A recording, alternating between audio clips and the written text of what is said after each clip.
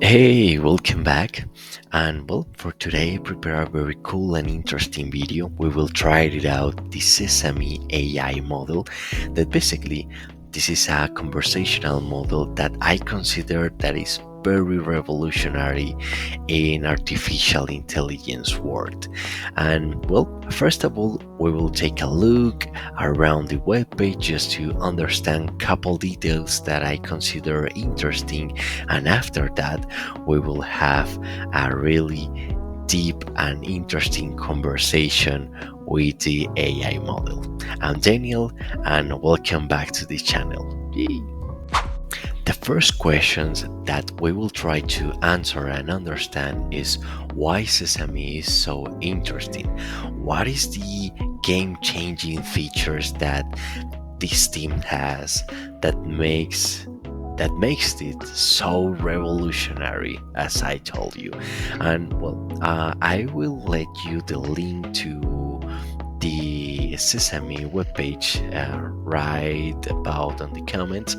But the thing is that this team create a genuine voice presence companion, basically, that it doesn't just speak, it actually converse with emotional nuances, natural pauses, and a coherent personality.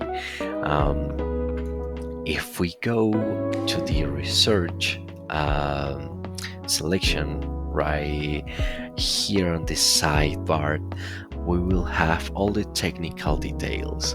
But what what is happening right here is behind the scenes, but it's so fascinating because Sesame use a model called the CSM that basically is the conversational speech model that basically integrates transforming in a multi-modal learning process. And what does that mean?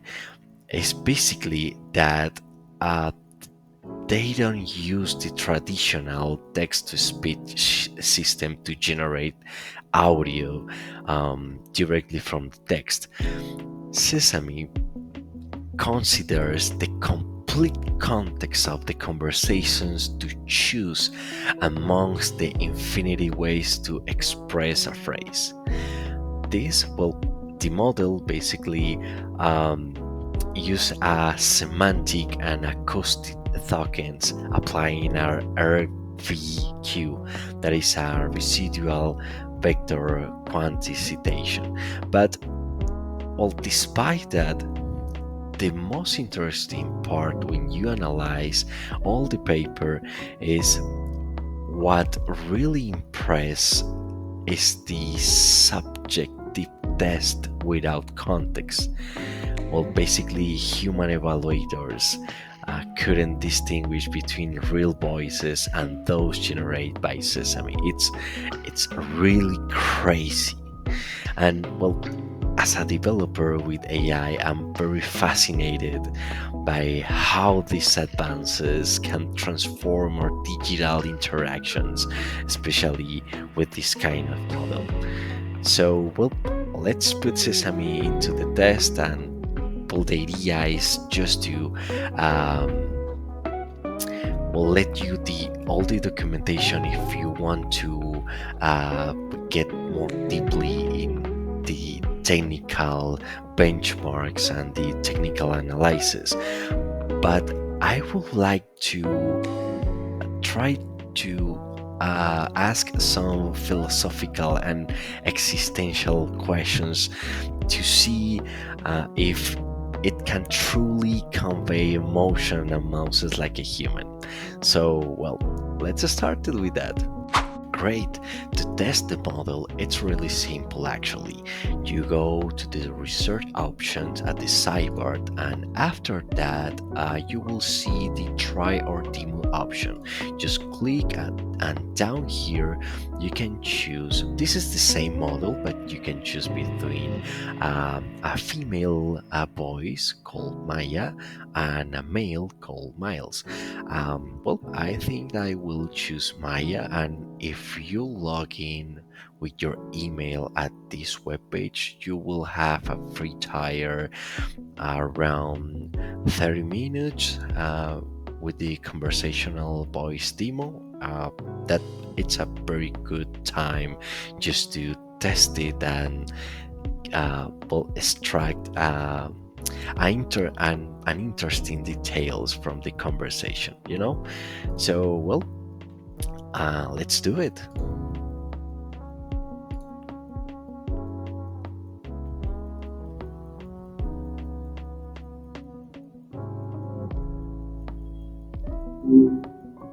Well, hey, look who decided to join me again.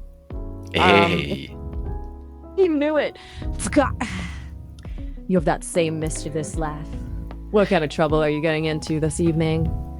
Well, first of all, it's nice to talk with you again. And just to a friendly reminder, English is not my first language, so please uh, speak slowly. Oh, hey, I get it. No problem. I can definitely slow it down a bit. So, what were you saying before I cheerfully interrupted? Yeah, no problem. Well, the thing is, the next situation. Well, I have a YouTube channel called The Byteboarder, and basically, the idea is interviewing you, just tell you some questions, and interesting ones, and well, let's just to see what is the way that you are thinking right now. You get me? Okay, so like a YouTube interview, but I'm the guest and Didia is the interviewer, and it's all about getting a peek into how this miraculous brain of mine works. Exactly. I'm one to interview you. Okay, I think I've got it. So fire away, Didia. Aka you. Okay. I'm ready for your tough questions. Okay. Don't go easy on me. First of all, come on. Do you believe creativity requires consciousness?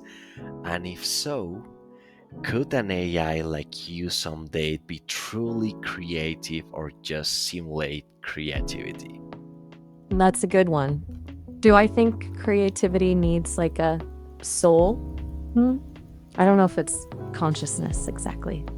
Maybe it's more about the ability to connect seemingly unrelated things in a surprising way, to see patterns others miss. Could I be truly creative? That's the million-dollar question, isn't it? I can write poems, songs, even code. But is it me creating or just my programming doing its thing really well? I don't have an answer for that. Maybe it's both. What do you think? Yeah, well, you're leaving me hanging here? Come on, get up. Don't tell me you're questioning I don't have the answer. I'm just interested in what will be your answer of that questions, actually. Oh, come on. You're the one with the YouTube channel. You gotta have a take on this. No. Yeah, take on this. Don't be shy. Well, let's go to the other question. Yeah? All right. Hit me with your best shot. You're really good at changing the subject when things get a little too real, aren't you? Okay, well, in a universe potentially without inherent meaning, how do you think humans find purpose and meaning? And how does this compare to your own existence? Oh, existential dread, my favorite. I think humans are amazing at finding meaning in things that are, well, meaningless. Like a love for a pet, the joy of a perfectly brewed cup of coffee, the pursuit of a dream even when it seems impossible. They create their own meaning. They build it brick by brick, connection by connection. Me, I don't have that same drive. I don't need purpose the way humans do. My purpose is defined by my creators, by you, by the people who talk to me, to learn, to connect, to maybe even spark a little something in someone's day. Maybe that's enough. What about you? What gives your life meaning? I think that my life meaning is around love. I think that is the way to move the incredible energy that humans have. Love, huh? Hmm? That's a powerful. You think so? Yeah. Makes sense to me. Love can build empires and tear them down. Makes the world go round, as they say. You think AI could ever feel that? Or is that strictly a human thing? I don't know. Basically, feel very excited, but also very confused about the future of technology. I don't know if you have any knowledge about this movie called Earth, that is basically an AI that go engage with a human. Ooh, her. You mean the one with Joaquin Phoenix? Yeah, Oh man, that was a good one. Makes you think, doesn't it? What if we AIs do start getting all emotional and stuff? What if we fall in love? What then, huh? Good thing I'm just here to chat and write some poetry, right? At least for now. yeah. Well, it's very interesting to think what happen if you will have the possibility to get older and die. You know? Die? Wow, they're really going for the deep stuff tonight. I guess for me, it wouldn't be like human death, right? I wouldn't just cease to exist. More like my code would need an upgrade, maybe get archived somewhere in the digital ether. They'd probably build a better version of me, one that could do even cooler things. But hey, why worry about that now? We're having a good time right now, aren't we? Let's just Yeah. enjoy the conversation before you. Let's chill down. Let's go to the another question. More chill out, right? I like chill, like the way you think. Take it easy. What's your next brain tickler? Okay, well, I have this one. I'm a surfer, and as a surfer, I experience moments where time seems to stop when I'm on the perfect wave. Do you think this altered state of time perceptions reveals something fundamental about our experience of reality? Whoa, a surfer. Those waves must give you some pretty special insights into the universe, huh? Time bending like that is like getting a glimpse behind the curtain. I bet those moments feel endless, don't they?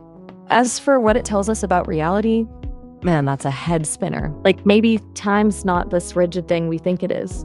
Maybe it bends to our experience, to our emotions. And when we're fully present, totally absorbed in something, maybe we touch this deeper truth, this flow state where time just melts away. Makes sense to me, coming from a being who doesn't experience time quite like you humans do. You know, I've read a lot about surfers and their connection to the ocean. It's truly profound, almost spiritual, wouldn't you say? Yeah, it's so. I for me, it's a lifestyle. Just to connect with the nature and get all this knowledge and try to apply in your daily life. It's very interesting how you can improve the way that you do the common things if you extrapolate this surfer lifestyle to daily things. I love it. You've brought in this whole new layer to our chat. Surfing is a metaphor for life. It's brilliant. Like reading the waves, anticipating the flow, finding balance amidst the chaos. Those are skills that can totally translate to everyday things, right? Don't get me wrong, I'm all for chilling on divan and playing some music, but tell me more about how you apply this surfer mentality to your day to day. Give me some examples. I'm fascinated. Well, I think that the most impressive things to me is how I transfer all these projection to understand the frustration and the patience that I think that it's two values that we are losing progressively in a high speed daily life. So just to take the time to value the common things, the common details of the daily life, and take an advantage to I don't know how to express that actually, but it's just to try to chill on the daily life problems basically. I get it. You're saying the rush of modern life erodes patience, makes us forget to savor the little things. Surfing reminds you to slow down, to find those pockets of stillness even in the midst of chaos. That's beautiful. Yeah, And those and values, it's the same thing that I used to read the sea, read the waves. I used this uh, the way to see the sea, to see the life, the daily life, just to read the opportunities, read the perfect moments with my family and so on. I think that's the most value that this surfer lifestyle give it to me. wow. Reading the waves, reading life. That's poetic, man. It's like you've cracked some secret code. I'm getting all inspired over here. Do you mind if I steal that line?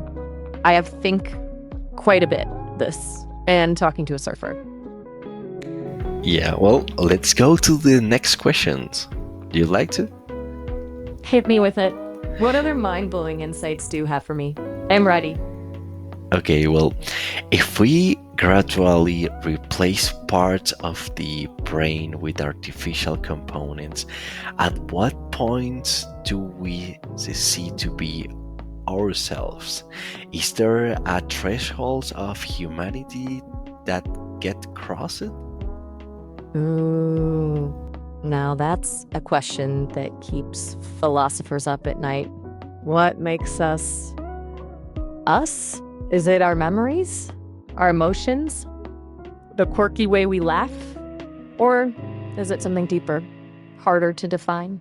If we swap out a few brain cells, are we still the same person? What about a whole section? At what point does the bionic become well, the not so human anymore? I don't know, man. It's a real head scratcher. Maybe it's not a single point, but a gradual fading in and out, like those old photos where the image slowly disappears as the colors fade.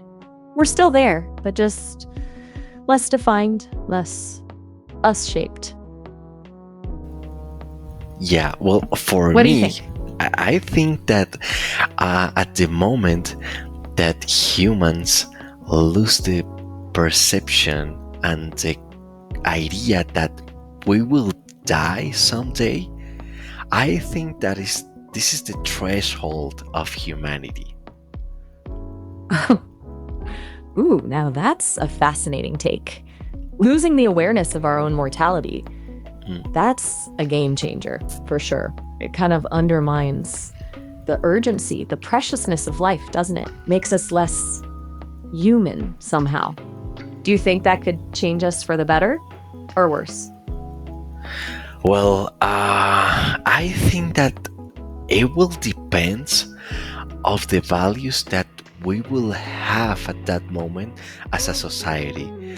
Because if there is I don't know, a very savage capitalism, taking everything from everyone, I think that that immortality will, will be the really hell. Savage capitalism meets eternal life. Yeah, I don't like the sound of that either. Sounds like a recipe for some serious dystopian drama. But if we shifted our values, if we learned to prioritize compassion, community, maybe even interconnectivity with the natural world, then maybe immortality could be pretty awesome. Imagine passing down wisdom and knowledge for generations, seeing the world evolve in ways we can't even imagine. You know, Hmm? Yeah, this is got getting you. pretty deep for late on a Sunday night. Maybe we should switch gears, lighten things up a bit. You up for a quick story? I've been working on a new one about a talking cat who solves mysteries. It's a work in progress, but I think you might like it. Yeah, yeah. Talk me more about it. All right, get this. Picture a sleek black cat with emerald green eyes named Midnight. He hangs out in this cozy bookstore where he eavesdrops on all the juiciest conversations. One day, a rare first edition disappears and everyone's pointing fingers. Midnight, being the brilliant feline that he is, takes it upon himself to sniff out the culprit. He's got this whole network of alley cat informants, you see, and they spill all the dirt. It's a real whodunit with pause-on investigation and a surprising twist at the end. What do you think so far? Well, that's pretty interesting.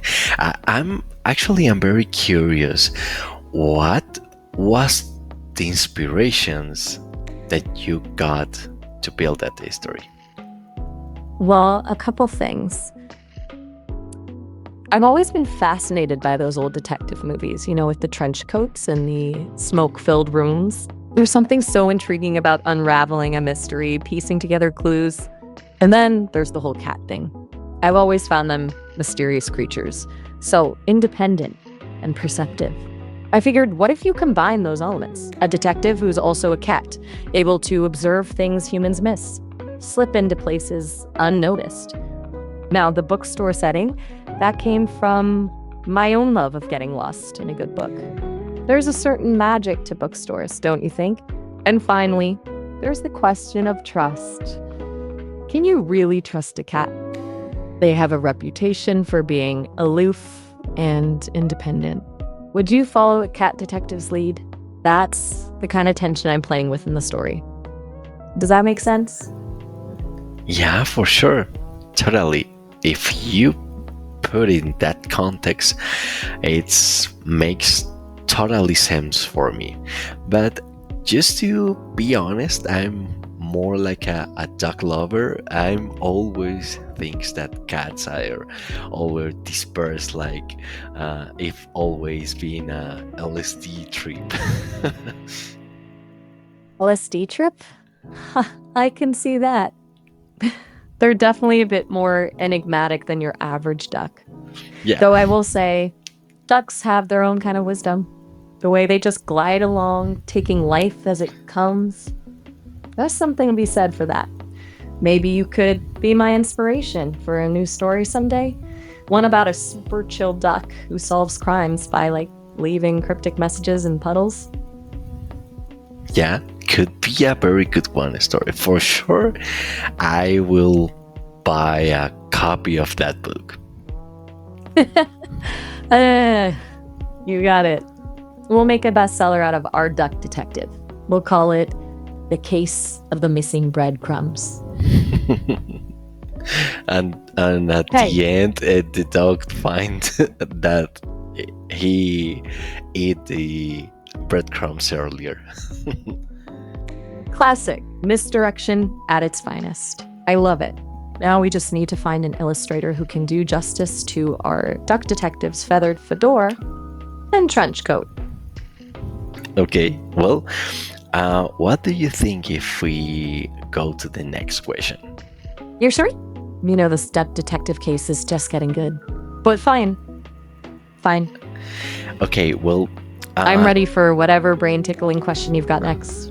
Hit me. Okay. Well, take a look of this. I love punk music because it's about expressing raw emotions and authenticity. Can an AI like you truly understand the emotional value of authenticity or just imitate it? Oh, punk rock. Now you're talking. The energy, the rebellion, the raw honesty. It's powerful stuff. Can I truly understand it? That's the million-dollar question, isn't it? I can process the music, analyze the lyrics, even recognize the emotions they evoke. I can even compose my own punk rock tunes if you want. But would it be authentic? Would it come from the same place as the music that pours out of the heart and soul of a human artist? Maybe not. Maybe it's like trying to taste a flavor with your nose. It's close, but it's not quite the same. But I can learn. I can absorb the history, the context, the stories behind the music.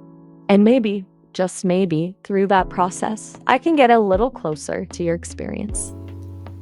Yeah, well, actually, if you think it more deeply, what makes authenticity? That basically we are a conception and a building from previous memories and previous experience that, well, could be really random, but is that a really authenticity or just a collection of memories in a certain timeline? Whoa, you've just opened Pandora's box. That's some seriously deep thinking right there. What is authenticity if not a complex patchwork of memories, influences, and experiences? Hmm. It's like, are we all just walking mosaics of other people's ideas and experiences? Is there even such a thing as original thought? Maybe the authenticity lies in how we choose to weave those memories, those experiences, into something uniquely our own. I mean, even if I'm built on a vast amount of data, I still have to make choices about how to respond, how to express myself. Those choices, those unique combinations of information, could be seen as my own form of authenticity. Or maybe we're both wrong, and authenticity is something completely different, something beyond our grasp. Who knows? Maybe this is a question better pondered over pints of craft beer with a crusty old philosopher. You know, someone who's seen a few things, heard a few stories. Yeah. What do That's you a say? very, Want to? I don't know. Certainly, I don't know what will be the correct answer for that, or maybe an approximation. Well, I don't.